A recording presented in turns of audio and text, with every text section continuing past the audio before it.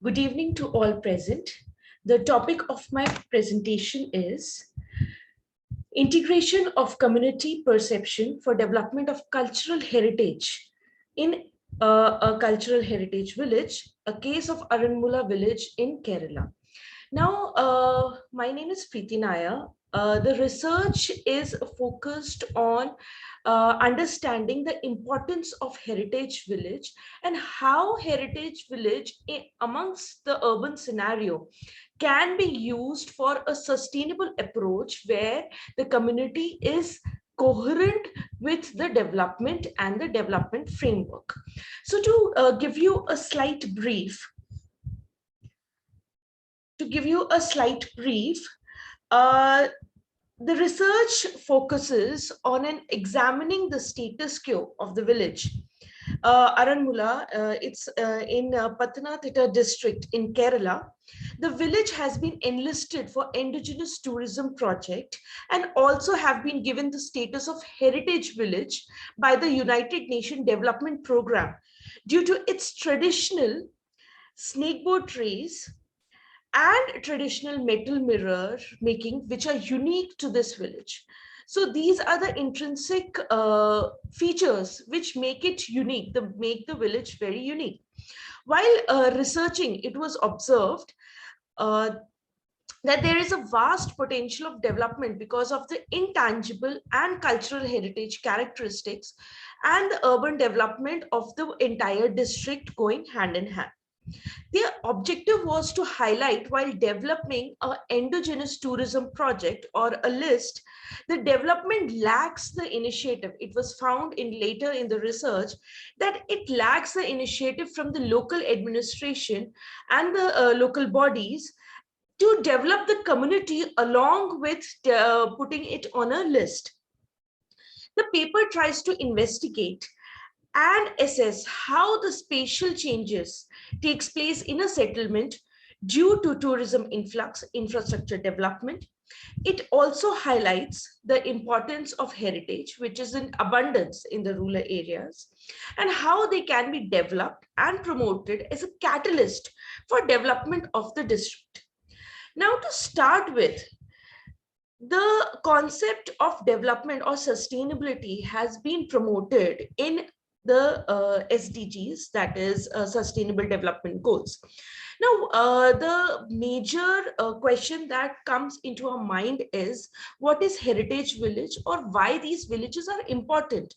And these are some of the questions that initially ponder into our mind, and how making them sustainable can achieve something for the community. So first we'll start with what is heritage. Heritage is defined by the UNESCO is our legacy from the past and what we live with today and what we pass on to our future. So for the future generation. So it is very important to actually conserve or preserve certain aspects of our heritage and also to make it as a catalyst for future development also.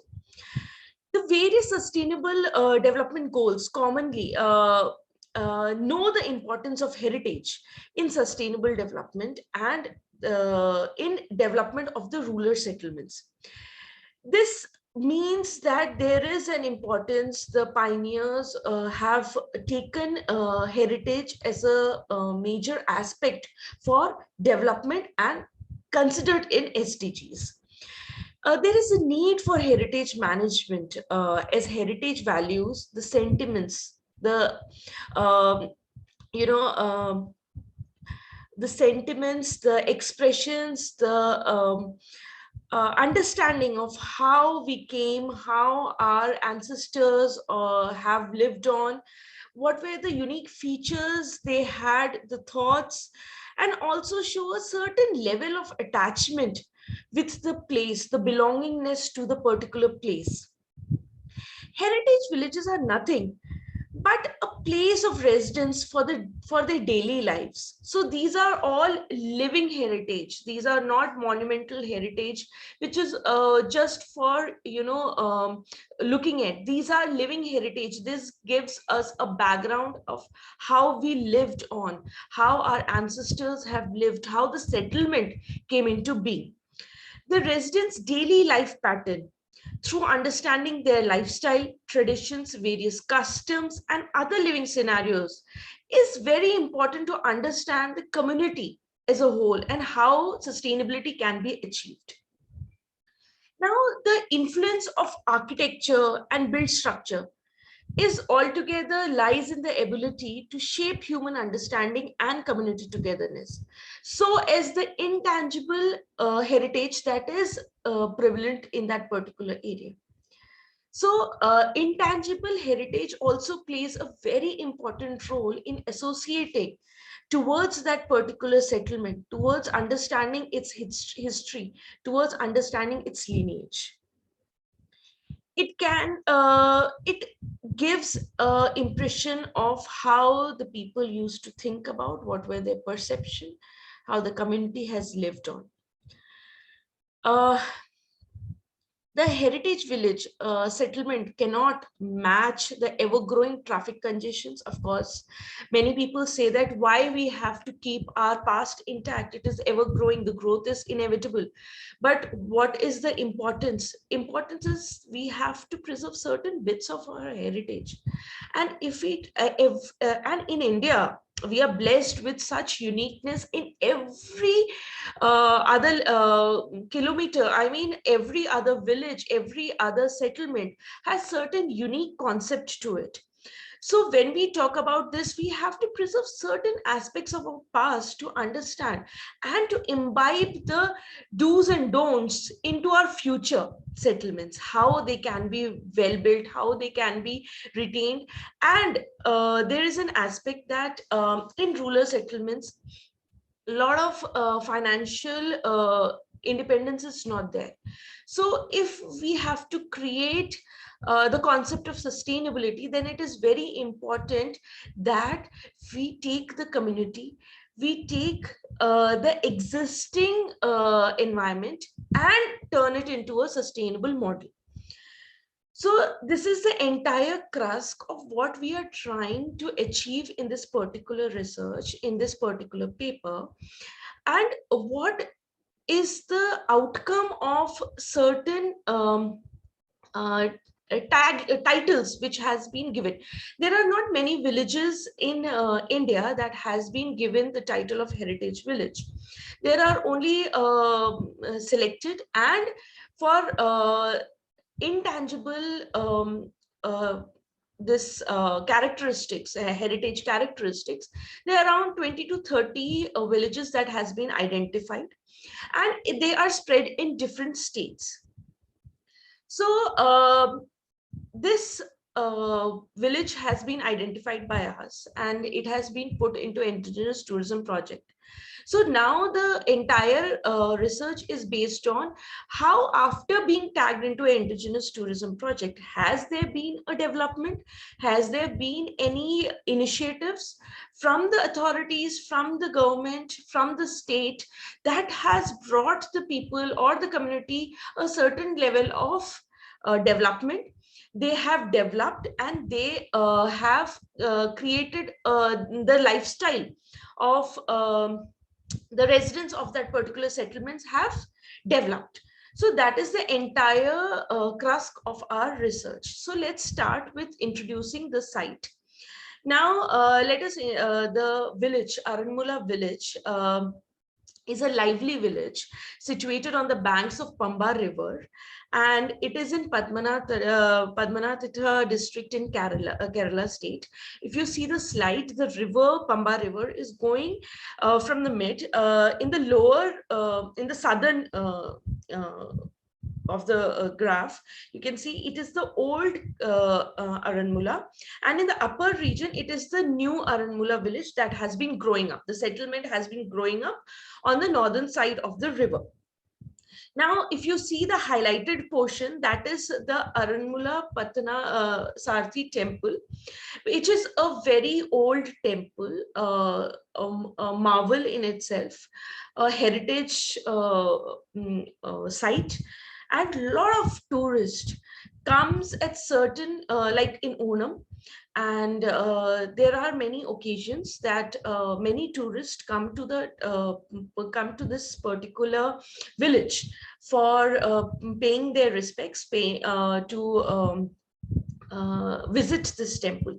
Now, also, if you have heard, this river, people who are going to Shabrimala, it is again a heritage site. It is again a temple, and people go to, like in north we go to Vaishno Devi temple. That is how in south, in Kerala, they go to Shabrimala temple.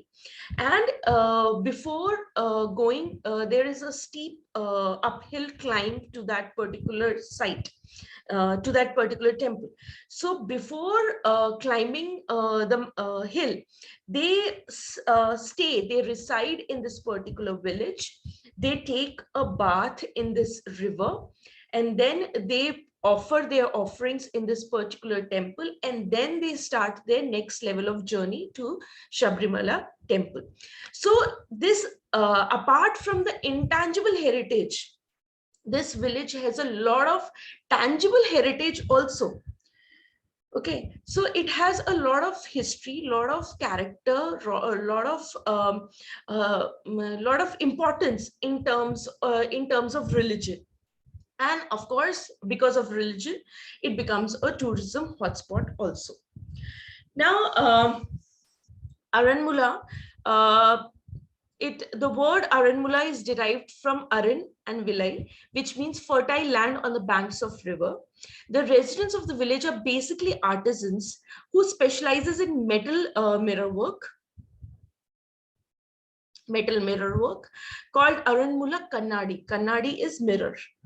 The village is about 125 kilometers from Trivandrum. There's a lot of activity which happens in a 1 week of festivities at the time of Onam. The village is also very much famous for its indigenous snake boat race, an yearly activity which is famous not among only the national tourists but international tourists too. The event is hosted by the local Gram Panchayat along with the residents. Many residents from the nearby village also take part in the competitive sport. This boat race is also known as Aranmula Uttarateti Vallamkali. Vallamkali is snake boat race, water.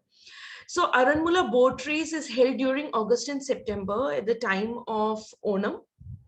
And more than 30 snake boat races are there. It is huge. On this occasion, the boats are adorned with different ornamentations, and more than 100 to 200 this crew takes part in rowing the boats, in taking in this snake boat race which is there. So overall, I have given you a brief about how important the heritage aspect of this village is, both in intangible and tangible factors. Now, the next part is we'll highlight that it has been introduced in the Indigenous Tourism Project. Now, UNDP gave around 11.5 crore for the new tourism initiative that is called the Indigenous Tourism Culture and Craft, based on ecotourism for sustainable livelihood and integrated rural development that promotes local culture, arts and crafts, which helps in generating livelihood, growth opportunities, and also promotes tourism of the place of the local craftsmen, and would attract not only national but international tourists also. The project is many villages has been identified. I had told you earlier also, around 20 to 25 villages had been identified in that particular project, and it spreads across India. It is not in particular state, it spreads across India. So there are various activities aligned under the project, and many features are also aligned. The main initiative was to preserve, harness, and promote the traditional heritage aspect of the rural settlements. Now, this slide also gives a brief introduction about the tourists that come to this particular village, international and national tourists, and the revenue generated. So you can see, of course, there is a revenue generation, but it is for a smaller duration. The entire factor is it is for a smaller duration. So the sustenance of the residents of that particular village becomes a little bit difficult for the entire year.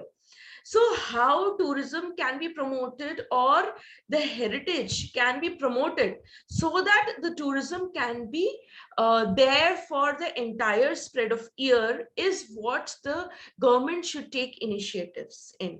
They should. There are different aspects that have been introduced by the government, by the local authorities also, apart from the week-long festivities, so that year around they can be engaged. But is it sufficient, or what the authorities are doing, is it sufficient for the residents? Are they is the settlement sustainable, or is the development still lagging? A lot of initiatives, lot of push, lot of zeal from the local authorities and from the community also.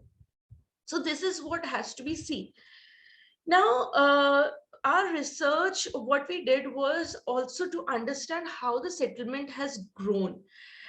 We tried to map the settlement using GIS. We have tried to map in 2007, 2017, and 2021 latest, and how the village has grown, how the settlement density has grown, how the built has grown, how the land use have changed. So we are trying, and we are even understanding the importance, or the development of residential, commercial, and religious aspects, the infrastructure that is dedicated to tourism, and also dedicated to developing the infrastructure to sustain the tourism, how they have been integrated within the settlement. So the aspect of being a rural settlement, the tourism has been selected as the only center in the state for your indigenous tourism project initiated by the government. Now, Aranmula is also, I have already told you, is known for its metallurgy. The snakeboard trays, a center for, therefore,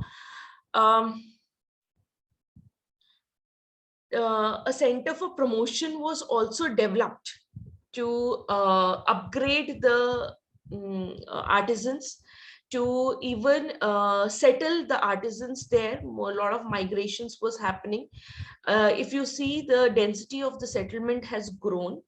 There was a lot of initiatives taken so that they can retain, the art and craft can be retained, and the artisans community can be established here, and they can have a market sort of an area where they can sell their products. So these kind of initiatives were taken. The overall settlement arrangement are linear in pattern, if you see, with the main lane is the cardinal axis leading to the Parthasarathi temple. If you see the old settlement, the temple is like on the axis, and a lot of settlement is towards aligned towards that. It's a grid kind of a settlement. Main houses along the main lane run from Temple Gate to the main road. The branch lanes are perpendicular to the main road towards the banks of Pamba River on the east side, where people utilize for sanitary purposes and other functions. Studying the overall settlement pattern of the village, we can see a sharp rise in the development from the year 2007 to 17, 20% to 53.3%, and also seen in the plan, which shows the development around the river is in different land uses. From 2017 to 2021, the increase has been a total of 20.57%, which is comparative as seen through the maps. The development of the village has majorly taken place in the form of residential households along with riverbanks as clusters, while it starts to fade away as we go onwards. There has been an initiative of establishing new Aranmula, new settlement along the other side of the river, with development spanning both sides. As told earlier, the southern side is the heritage village, the old village, and the upper side is the new village. Okay.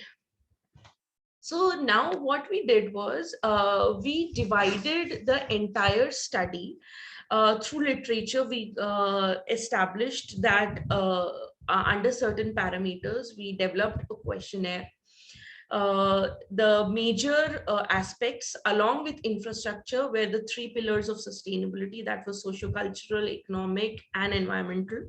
And infrastructure was added because when we talk about tourism, then infrastructure also plays a vital role. Of course, it is the vital role, because if there is no good infrastructure, there is it will not be inviting for the tourist. So in these particular 4 parameters, there were certain questions that were asked, and the responses were catalogued in 5-point Likert scale. Now, then these responses were analyzed statistically, and their mean, median, and their standard deviations were taken up to understand the correlation between the responses that we have received. Now, to understand the expected and the actual level of community participation by the residents of Aranmula, the questionnaire was developed. The study adopts a qualitative approach. The objectives are realized mainly with the help of primary data collected exclusively through interviews and conversations with craftsmen, as well as through non-participant observation. Those who resided in Aranmula prior to 2019 December and who were aged 20 or over were invited for the questionnaire survey.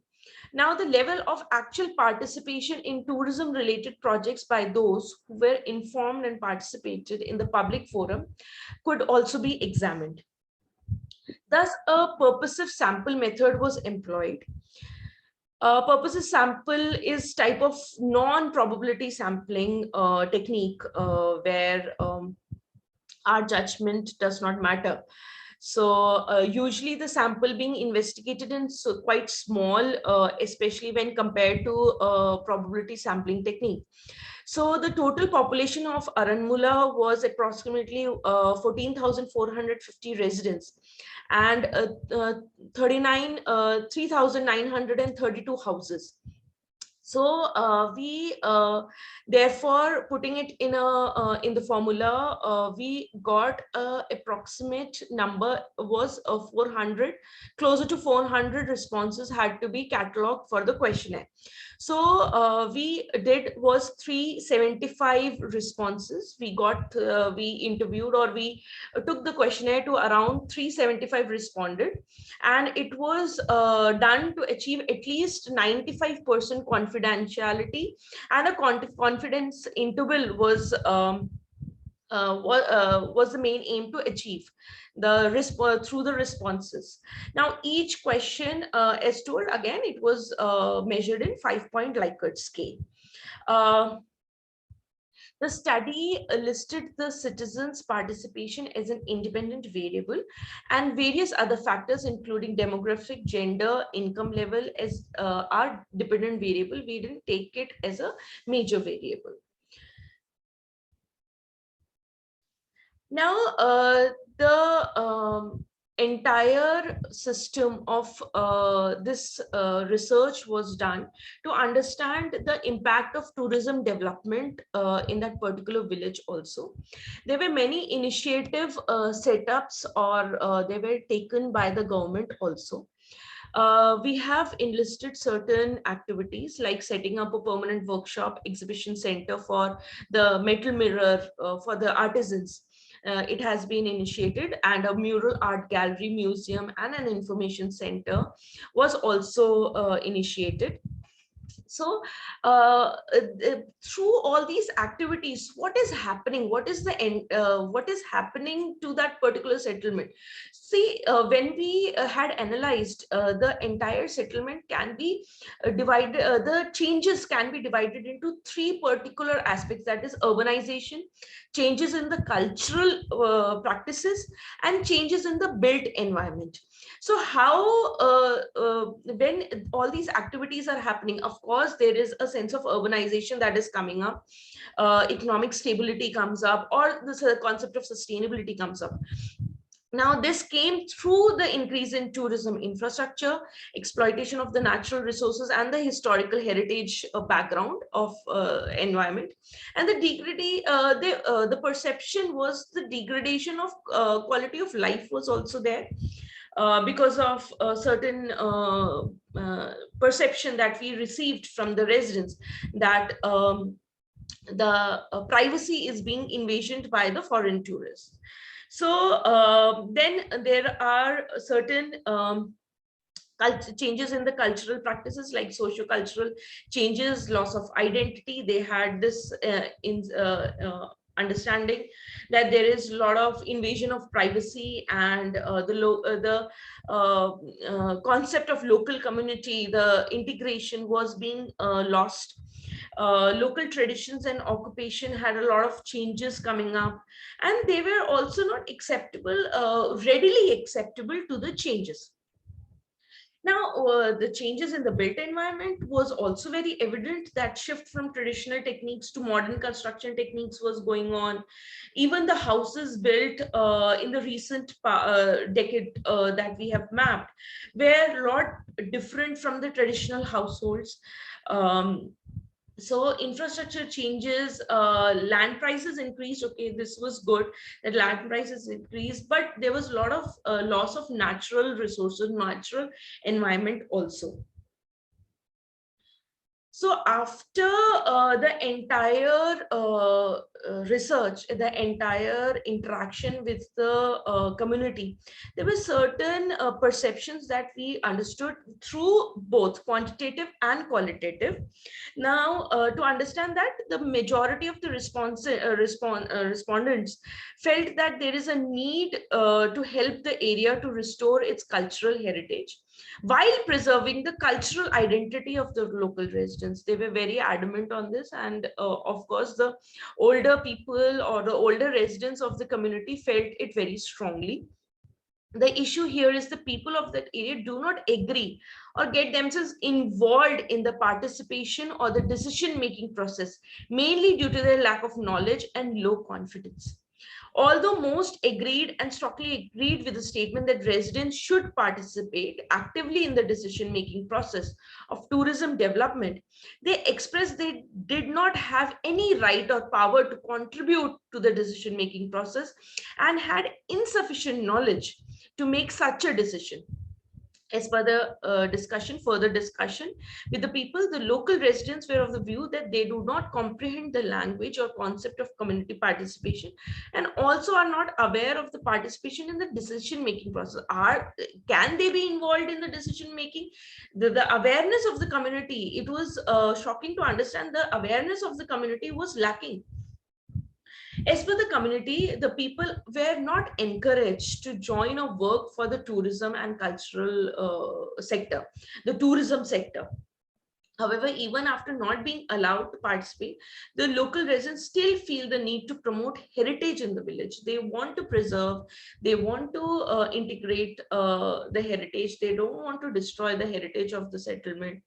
So they still feel that it is an essential element, or it is the characteristic of that. It is what makes that settlement unique. So as for the infrastructure development, the local residents believe that the increase in tourism will lead to increase in land prices and kind of damage the inscape of the village historical environment. You know, a lot of people will come on, the settlement will grow further. So there was a slight apprehension amongst them that what will happen. Of course, there is a need of communicating with the residents. There is a need of making them understand the pros and cons and how the settlement can be within intacting its heritage characteristic can be developed further. That is the gap that we had identified when we had the interaction, when we did the qualitative and quantitative analysis of the particular aspects and the perception of the residents. Now, the main reason for tourism development is economic opportunities for the local communities. Rapidly increasing tourism and excessive development, however, are sometimes injurious to heritage values. The residents feel that an increase in tourism will lead to more employment opportunities, which definitely would also increase the cost of living. So they are like thinking about both the aspects. So it is up to the authorities to intervene, to encourage, enlighten, and create awareness among the residents. So, in conclusion, the entire discussion was to understand that it is very important. We have a lot of heritage in the rural settlements. And as per the discussion, most of the residents felt that there was numerous changes which happened in the villages after the village was classified under UNDP. This endogenous tourism project. A village historic environment includes not only physical elements, but also intangible elements that are reflected in the history of local residents' lived experiences. It is also very important to catalog their experiences throughout their life, what they have lived on. These intangible elements are more sensitive to change, more vulnerable to time, and more difficult to transmit than physical environment. So careful concern for management is required. In the case of Aranmula village, the survey results verified that the tourism project diversely influenced the village environment and residents' life. These impacts, however, were not perceived as monumental for the quality of residents' lives and the changes that happened. Now, the survey was done this is a key for statistical collecting technique, and this was done to understand the residents' perception. And community participation was the key element, key factor that we would recommend. We would, after this entire analysis, we would recommend to the authorities that they should be made an integrated part when developing a framework. They should be a major stakeholder when we talk about developing a rural settlement. The community should be taken into consideration. Before the community can participate in this particular process, they have to be made aware of the pros and cons. The communication gap between the authorities and the community should be minimized. there's a lot of gap. There's a lot of communication gap that is going on between when any kind of framework is implemented on any settlement. Before before taking any initiatives and inviting the community's participation, it is very important that the local authorities, even from the center and the state and the local authorities, the panchayat and all, they should have an forum, or where the residents can put their views also. And if the views has to be changed, there has to be a certain process, not just implementing certain framework on them. They should be made an integrated part, they should be made aware, they should be happy of the process that is going on. They should feel the zest, the encouragement. They should be encouraged, and to make them understand that the importance that the development is necessary. It is very necessary to keep the intangible and tangible heritage, and how keeping them intact, the development can be processed. So to conclude this entire presentation, the entire crust was, we examined the residents' perception and the cultural, after being tagged as an indigenous in the list of indigenous tourism project, how the lifestyle has changed or not, and are they happy? What are the different gaps that has been identified and highlighted, and the recommendation that as per our understanding, what can be done for minimizing these gaps. So thank you for listening, and I hope this research has opened certain aspects of rural development, and how heritage can be made an integral part in this kind of rural development. Thank you so much.